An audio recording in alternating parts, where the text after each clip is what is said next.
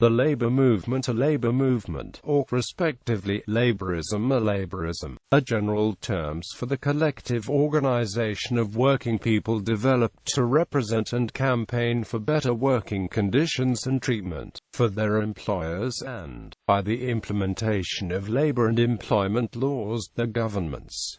The standard unit of organization is the trade union. In some countries, especially the United Kingdom and Australia, the labour movement is understood to include a formal political wing, usually as a political party known as a Labour Party or Workers' Party. Many individuals and political groups otherwise considered to represent ruling classes may be part of and active in the labour movement. Contemporary labourism developed in response to the depredations of industrial capitalism at about the same time as socialism. However, while the goal of labourism was to protect and strengthen the interests of labour within capitalism, the goal of socialism was to replace the capitalist system entirely.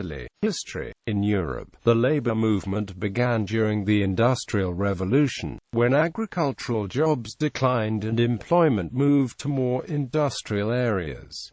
The idea met with great resistance. In the early 19th century, groups such as the Toll-Puddle Martyrs of Dorset were punished and transported for forming unions, which was against the laws of the time. Labourism was active during the early to mid-19th century, and various labour parties and trade unions were formed throughout the industrialized parts of the world. The International Workingmen's Association, the first attempt at international coordination, was founded in London in 1864.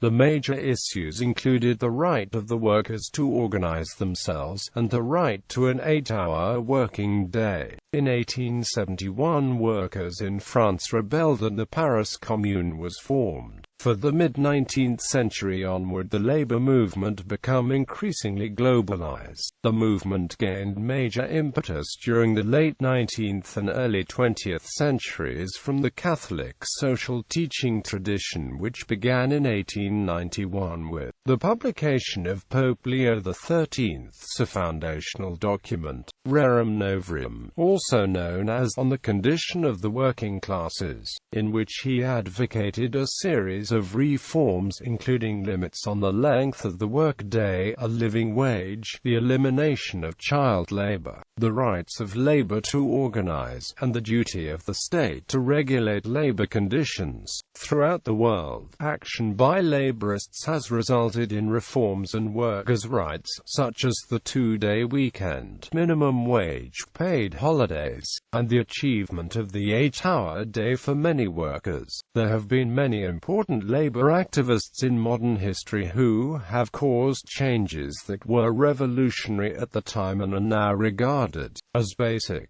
For example, Mary Harris Jones, better known as Mother Jones, and the National Catholic Welfare Council were important in the campaign to end child labor in the United States during the early 20th century. Labor parties. Modern labor parties originated from an increase in organizing activities in Europe and European colonies during the 19th century, such as the Chartist movement in the United Kingdom during 1838–50. In 1891, localized labour parties were formed by trade union members in the British colonies of Australia. They later amalgamated to form the Australian Labour Party. In 1893, members of Parliament in the colony of Queensland briefly formed the world's first Labour government. The British Labour Party was created as the Labour Representation Committee, as a result of an 1899 resolution by the Trade Union Congress.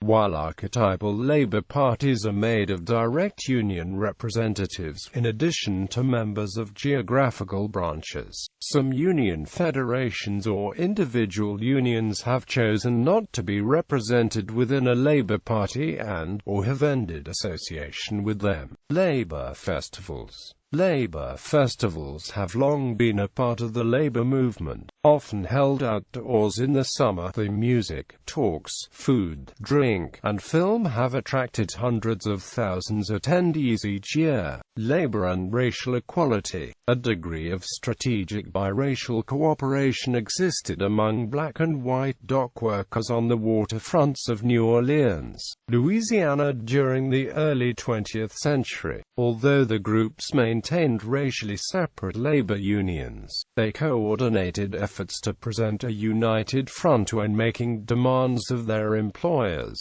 These pledges included a commitment to the 50-50 or half-and-half system, wherein a dock crew would consist of 50% black and 50% white workers, and agreement on a single wage demand to reduce the risk of ship owners pitting one race against the other. Black and white dock workers also cooperated during protracted labor strikes, including general levee strikes in 1892 and 1907, as well as smaller strikes involving skilled workers such as screwmen in the early 1900s. Negroes in the United States read the history of labor and find it mirrors their own experience. We are confronted by powerful forces telling us to rely on the goodwill and understanding of those who profit by exploiting us. They are shocked that action organizations, sit-ins, civil disobedience and protests are becoming our everyday tools, just as strikes, demonstrations and union organization became yours to ensure that bargaining power genuinely existed on both sides of the table. Our needs are identical to labor's needs: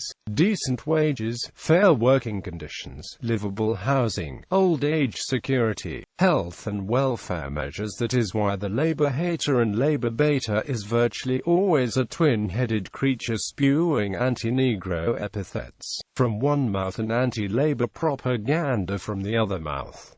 Development of labor movements within nation-states. Historically, labor markets have often been constrained by national borders that have restricted movement of workers. Labor laws are also primarily determined by individual nations or states within those nations. While there have been some efforts to adopt a set of international labor standards through the International Labor Organization, international sanctions for failing to meet such standards are very limited. In many countries, labor movements have developed independently and represent those national boundaries. Development of an international labor movement, with ever-increasing levels of international trade and increasing influence of multinational corporations. There has been debate and action among laborists to attempt international cooperation. This has resulted in renewed efforts to organize and collectively bargain internationally. A number of international union organizations have been established in an attempt to facilitate international collective bargaining, to share information and resources, and to advance the interests of workers generally. List of national labor movements.